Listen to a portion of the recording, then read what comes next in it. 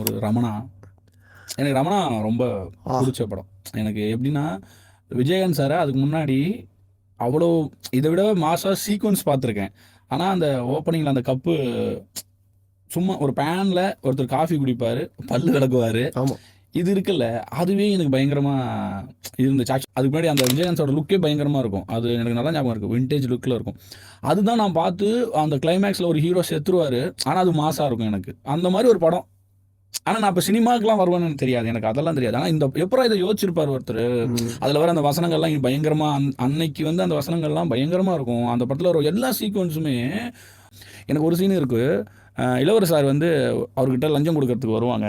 அவர் என்ன பண்ணுவார்னா, அந்த லஞ்சத்தை வெளியில் எடுத்துகிட்டு வருவார். ஏம்மா, எல்லாரையும் என்ன ஒரு வாட்டி பார்த்துக்கோங்க, நான் வாங்கின பணத்தை கொடுத்துட்டேன். படத்தை அதை எப்போ எனக்குள்ளே கொண்டுட்டு வரான்னு இருக்குல்ல, எனக்கு அந்த சீன் இருக்கு இல்லைங்களா, அதில் எனக்கு தி மோஸ்ட் எனக்கு ரொம்ப பிடிச்ச சீனு.